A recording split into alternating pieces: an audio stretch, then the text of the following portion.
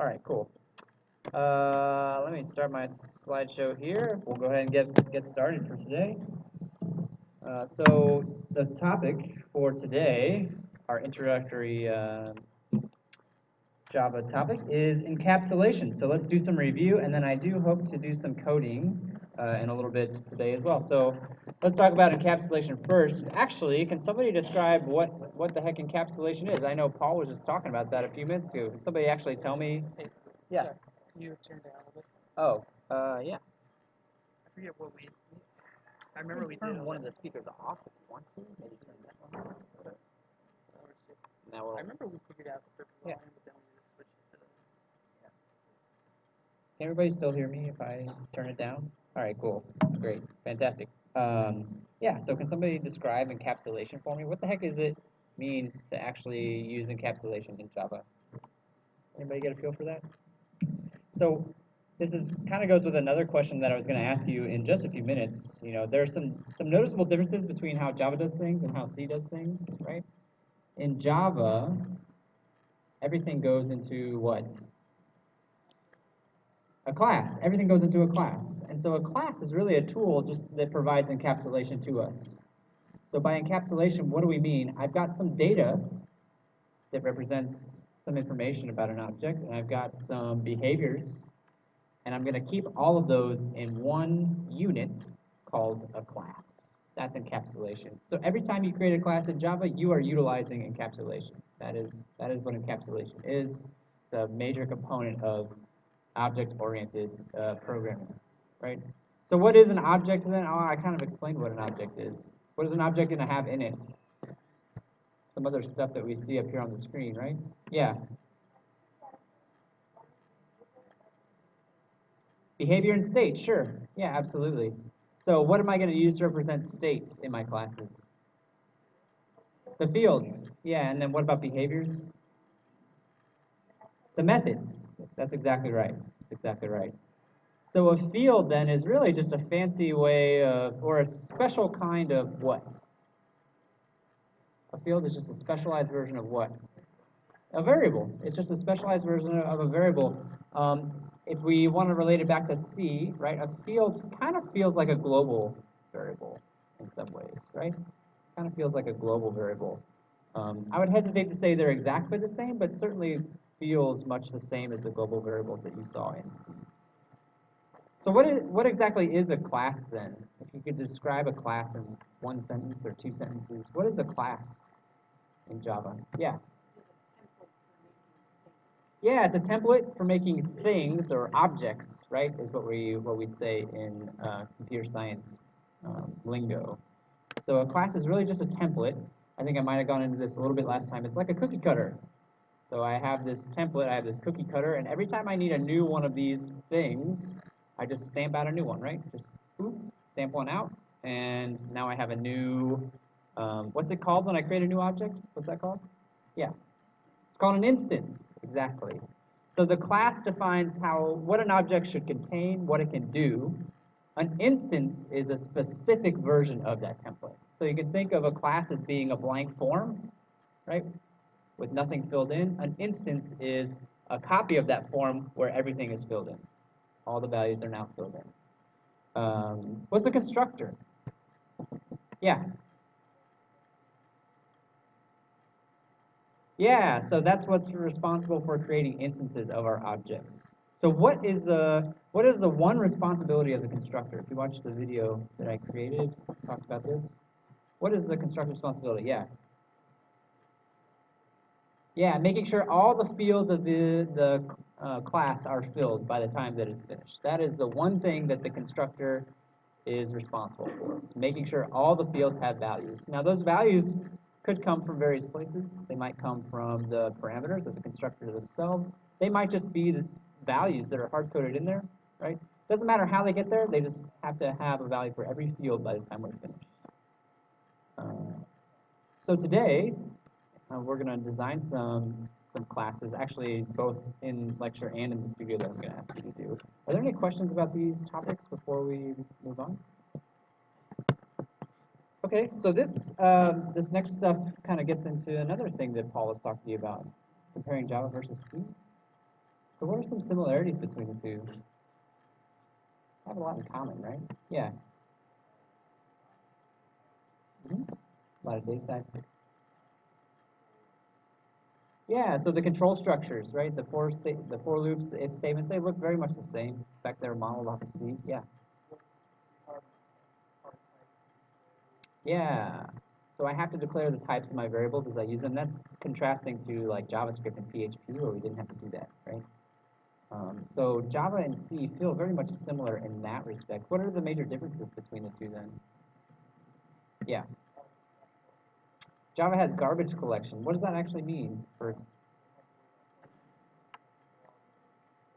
Yeah, so all the memory allocation stuff's handled for us. That means no more malloc, no more free. You never have to write malloc or free in Java.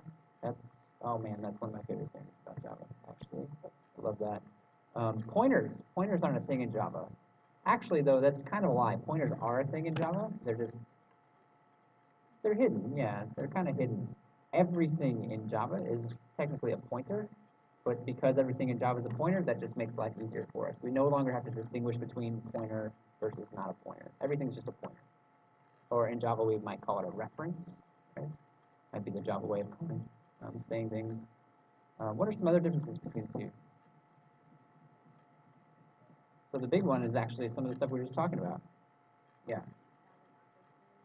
Yeah, Java's object-oriented, meaning we're going to be creating classes. C can't do that. C cannot create classes. C++ actually can.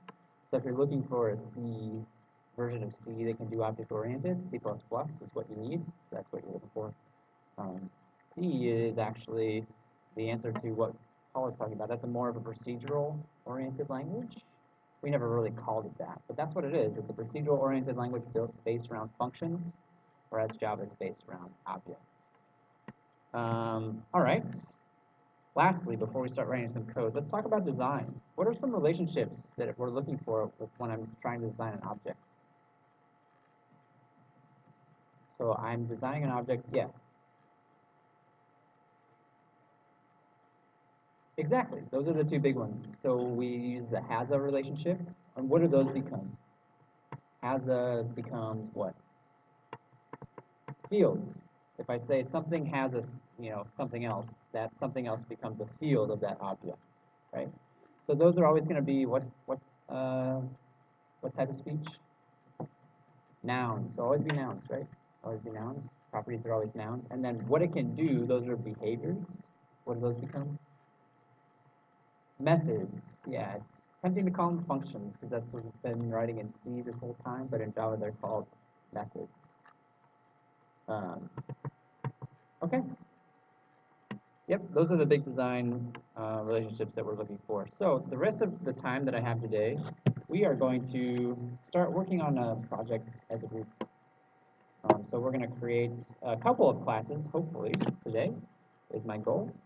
First thing we're going to do is we're going to create an account class. So I'm going to switch over to Eclipse, and I encourage you to follow along with me, although I will post my code once we're finished with it later on today. I'm going to come over here into exercises, and the first thing I'm actually going to do is create a new package. Somebody asked me on Piazza what these packages are. You can think of them much like folders. They're really just like folders in a sense. But I want to keep all this stuff separate, so I'm going to create a package called, you of course can call it whatever you like. But we're going to build a banking application together over the next 3 weeks. That's my goal. You're going to have a lot of input on what this thing can and cannot do, and I'll hopefully try and guide us in a certain direction, but I really want this to be a class project in the true sense of the word. So I've got my package, and I want to create an account object. I want to create an account class. So the next thing I'll do is I'll create this new class and call it account. And it's tempting to go in and start writing code all willy-nilly, but I don't want to do that. I want to spend some time talking about design first. So let's talk about design. I'm going to create a comment here. An account has a, and this is where you guys need to help me out. An account has a what? What does an account have? Yeah, a balance. Good. What else? A number, right? Some sort of identification number. Yeah, what else? Yeah. Type, sure. What else? Holder, so people, right? Some sort of, I'll call it owner. And for simplicity, maybe we'll just have one person, perhaps. That's fine. Somebody associated with the account. Any others? Okay. Yeah. Yeah, so let's talk about that for a second. You said if it's a savings account, it'll have an interest rate, but that implies that not all bank accounts have interest rates, correct? So you're not wrong, you're actually absolutely right, and that is something that I do want to do, but not today, not today. Today I want to focus on stuff that all accounts have, so that is a great suggestion, but we're going to do that probably next week sometime. We're going to dive into the different types of bank accounts. Yeah. A routing number, sure. Is that true that all accounts have routing numbers? This is where my banking knowledge is. Yeah, okay. Okay, cool. Sounds. Anything else that I'm missing? If we think of more, so that's the nice thing about design as well. Let me go ahead and talk about this a little bit. You're probably not going to get it right the first time.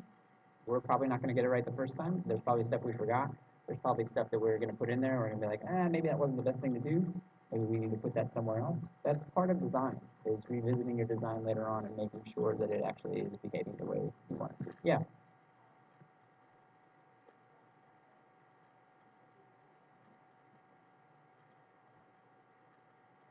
A signature card. I'll put it on the list. I am not sure how to actually put this into code. I would have to think about that a little bit. Doable, perhaps. I don't know that we're going to do it, but it's still a good property. Yeah. Account number, yeah. Is that different from the routing number? Is that like, okay. So maybe I should qualify this as like an ID number, perhaps? Is that an accurate description, or an account number? Right? Something like that, just to distinguish the two. Sure. Yes. Oh yeah, no, good question. So Eclipse has this nice layout, right? But it's easy to mess things up. For example, I can like close these things even though I don't intend to do so. Whoops. Oh no, I'm blowing stuff up. It'll happen. So if this ever happens to you and you're like, oh shoot, I want to get back to how it was, the way to do that, go up to Window. If you go down to Perspective, and there's an option called Reset Perspective, it should bring everything back.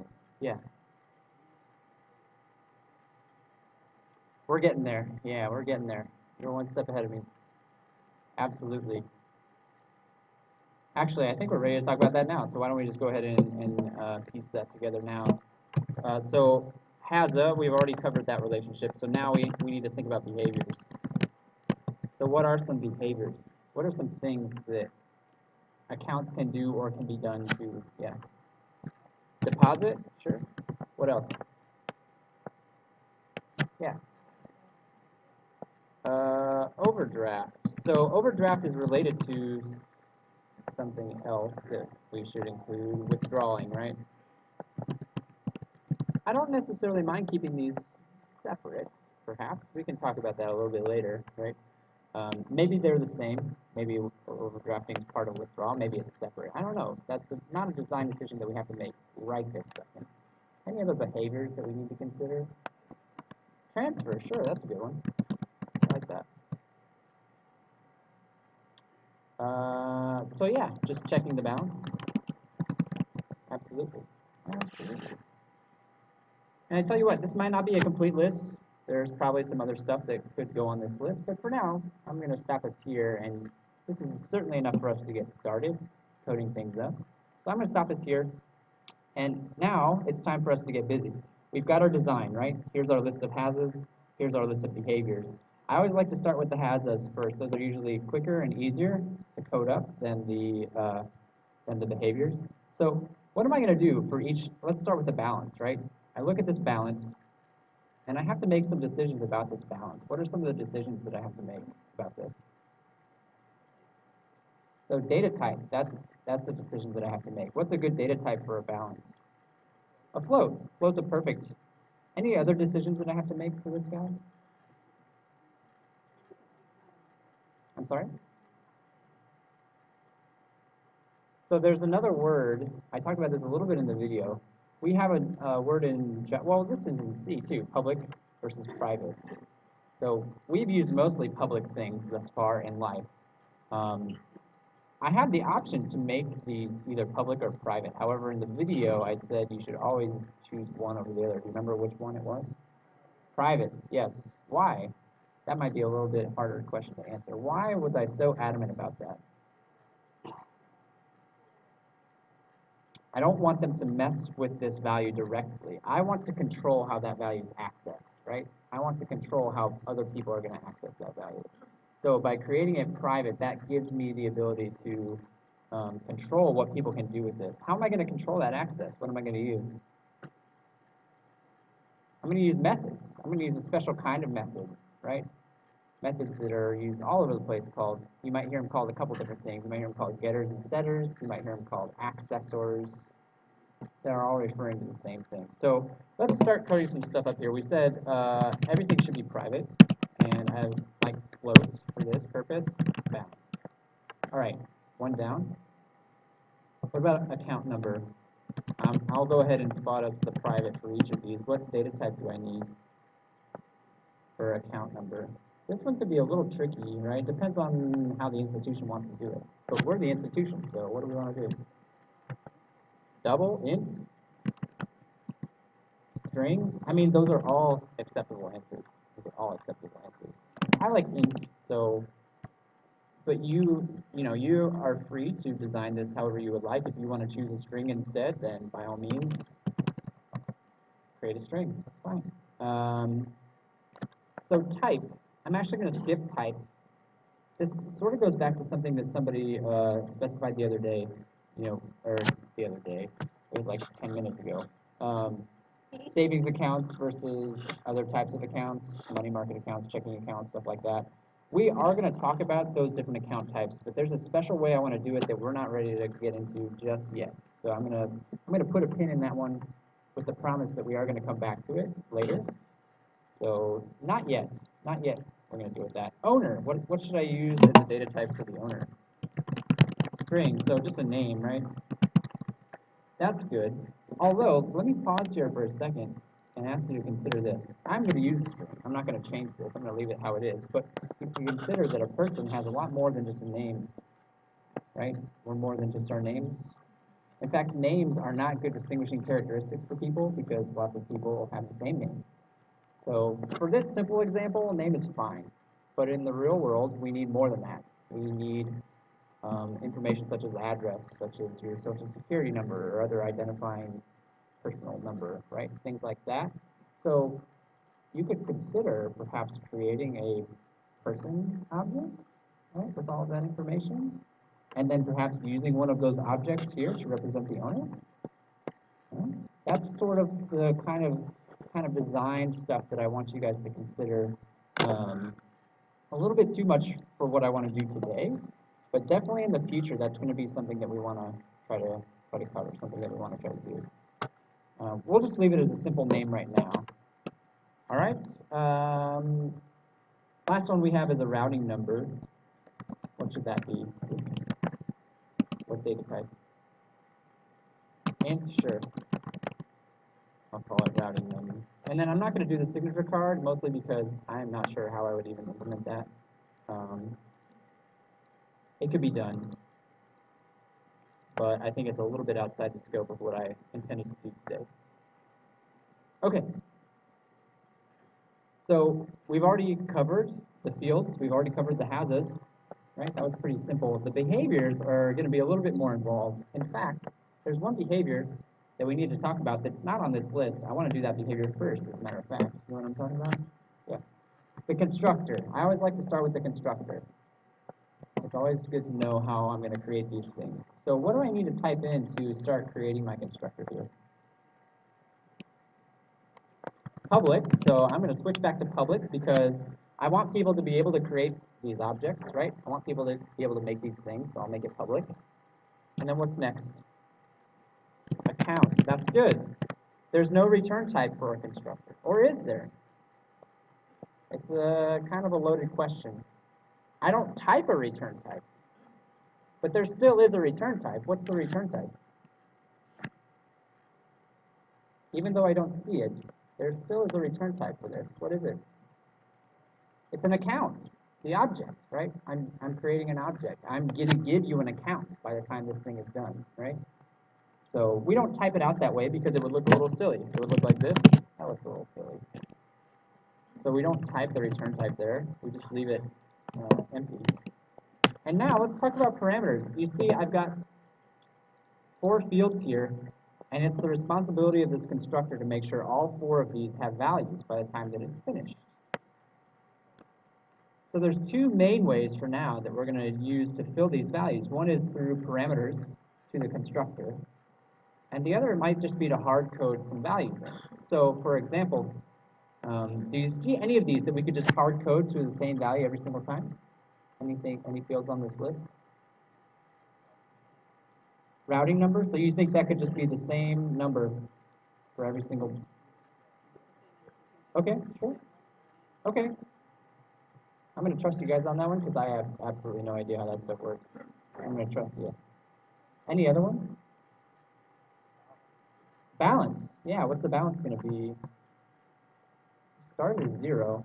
Although, wait a second. Banks don't like to create accounts with balances of 0, right? They like you to give some money up front so that your bank account's just not sitting there empty. So I could see it going either way. I could see that one going either way. For our purposes, let's say I want to start with an initial balance.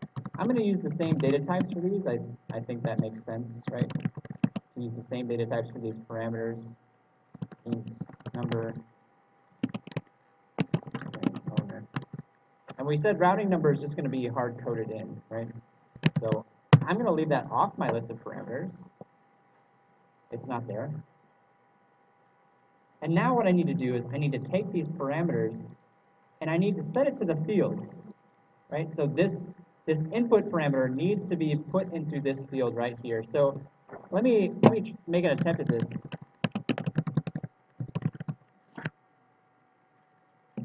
I heard somebody say no.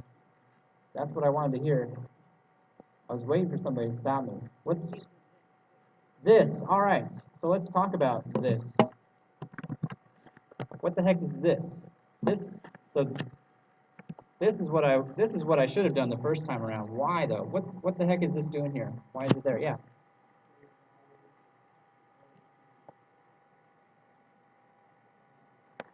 Mm-hmm.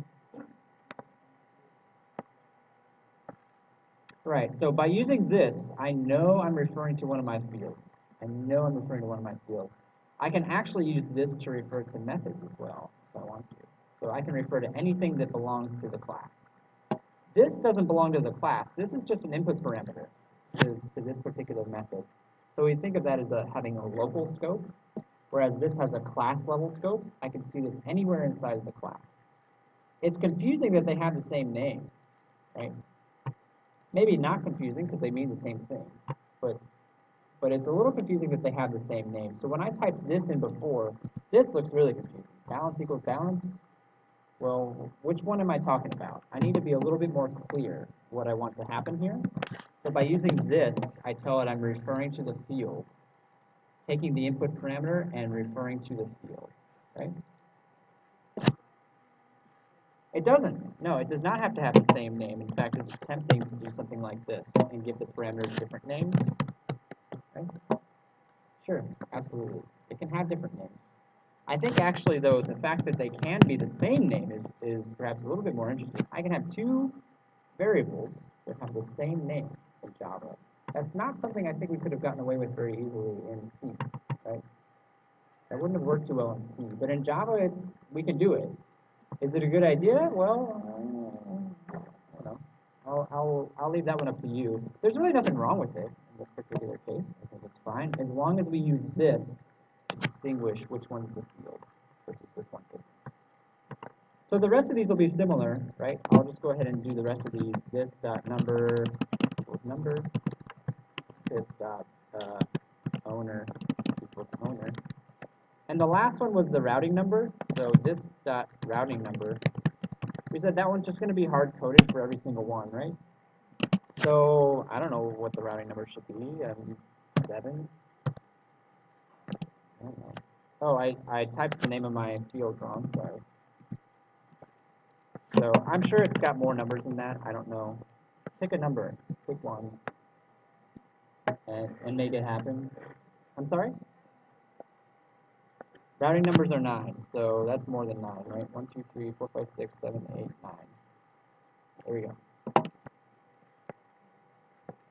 And our constructor is finished, and it's fulfilled its responsibility, right? It's filled the field, every single field with a value. That's what it's responsible for.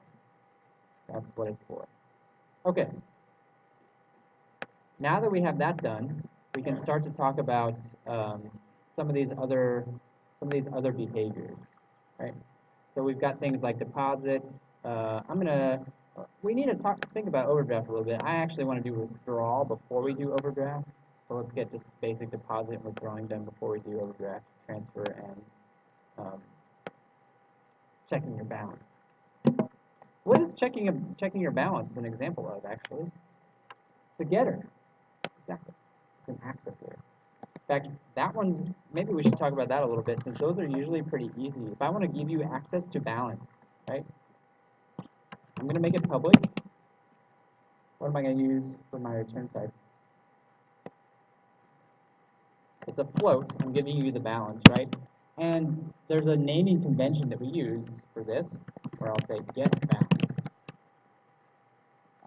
with no input parameters. And these are some of the easiest methods that you'll ever write. What do I need to put in here to fulfill my duty? Return this dot balance. Boom. Done. That's all there is to it. Well, I don't want to say all. A lot of getters are going to be that simple. Setters just go in reverse, right? They go in reverse. So with the setter, how would this change? If I wanted to set the balance instead, what would change about this?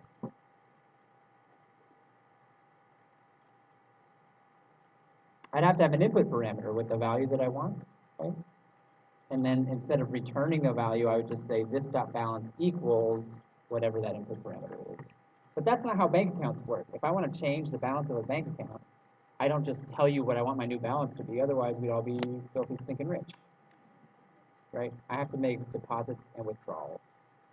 So let's talk about those next. I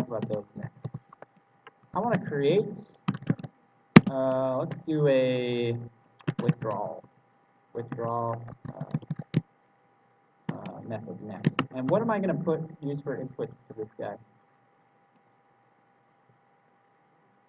Floats. I think that's a good decision because our balance is a float, right? Balance is a float. I probably do want to fix my spelling. Withdraw. There we go. I had the right letters. They were just in the wrong places. Float and then amount. What am I missing? Yeah, so let's talk about that. What should the return type be for this guy? So void, I think, is an option. Are there any other options? Any other suggestions for what that return type would be? Let me ask you this. Are all withdrawals going to be successful? No. If I ask for too much money, the bank's going to say, what? You can't do that. So maybe I could give some indication of whether the withdrawal went through or not. What would that look like? A Boolean? Sure. I could use a Boolean to indicate whether it worked or not. If you want to just do void, that's fine. There's nothing wrong with that either. What is this error about? What have I done? Oh, I'm just missing some brackets, that's all. That's fine. We'll fix that right now, actually. Bracket. Okay. So let's talk about that. How do I know when I've overstepped my bounds with this withdrawal? How do I check to see if I'm withdrawing an appropriate amount of money or not? Yeah. An if statement, exactly. So if what? This dot balance. I'm glad you said this. What else do I need here? Is greater than. It could be equal to as well, right? I mean, they don't like having balances of 0. So, you know, we could, so if we wanted to have a minimum balance, right, what could we do? We want to have a minimum balance associated with an account. I could subtract some money from this, right? So minimum balance minus $50 if I want to have $50 left over. Actually, though, that's a magic number, which is bad design. So I'd want to have something, I'd ideally want to have a variable called, you know, min amount, something like that, or min balance. And then I could create a property, a field up here. This is not something that we've talked about. Final float min balance equals 50. This is a constant, so you know this in C is a constant, right? In Java we call it a final. I haven't talked about this in any of the videos or anything else you've seen before. And actually we would typically make this all caps to indicate that it's a constant. So that could work. If we wanted to go that route, have a minimum balance is greater than or equal to amounts.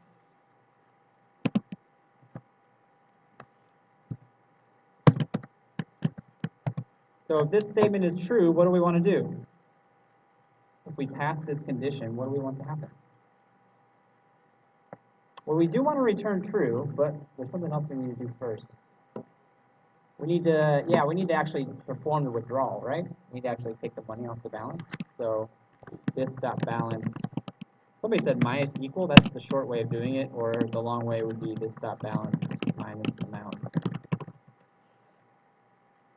And then, to indicate that it was successful, we'd say return true. Otherwise, if this doesn't happen, what do?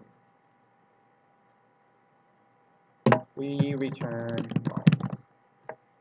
Perfect. Any questions about that one? Let me pause here for a second. Make sure everybody's caught up. I don't want to go too fast. Any questions about what we've done so far?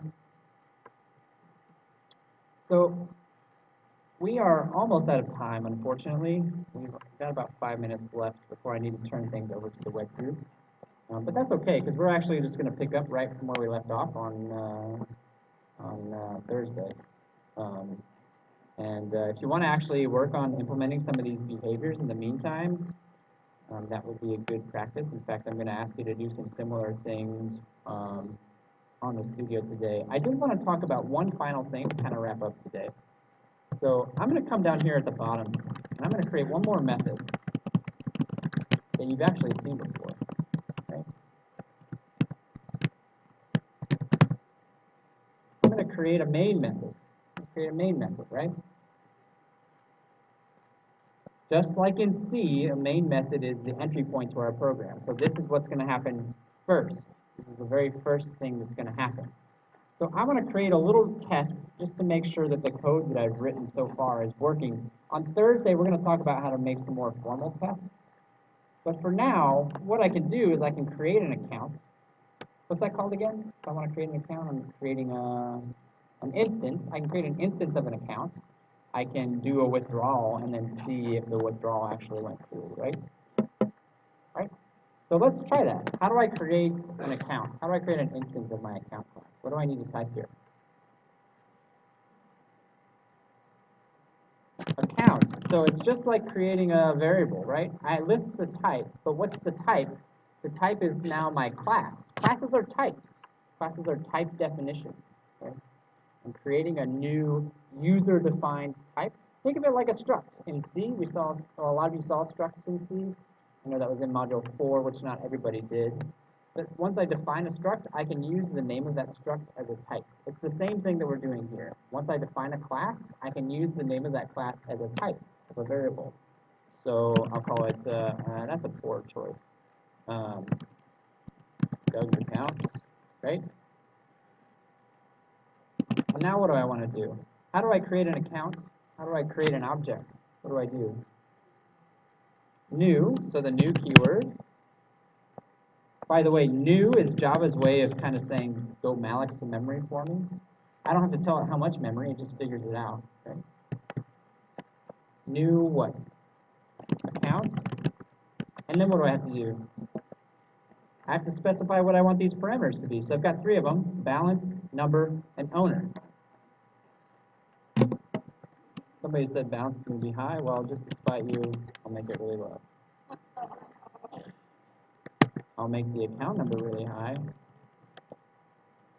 No, I'm just kidding.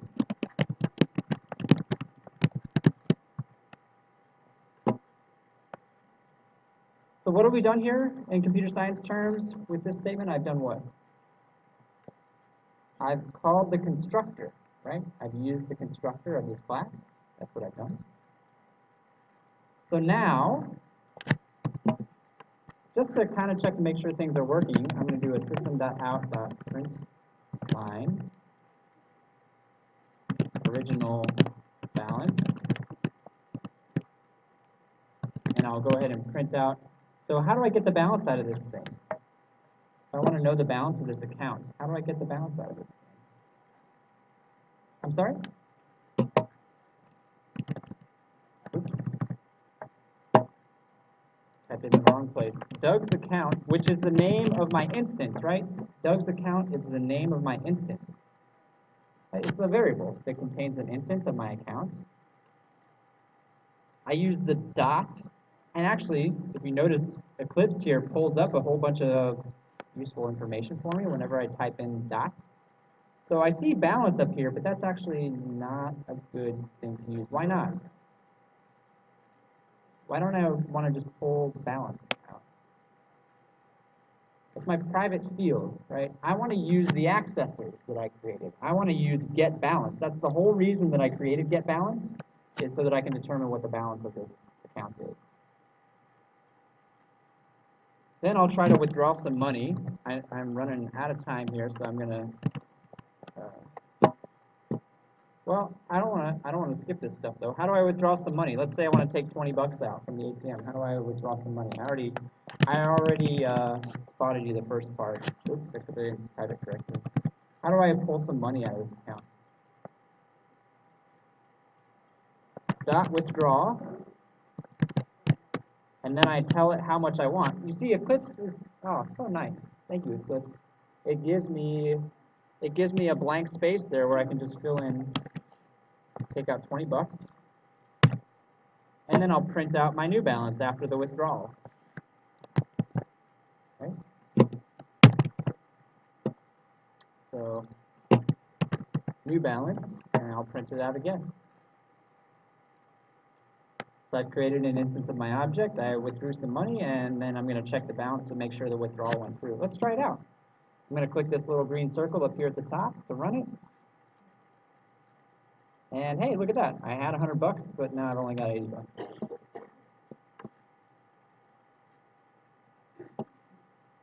I have very expensive orders at Taco Bell.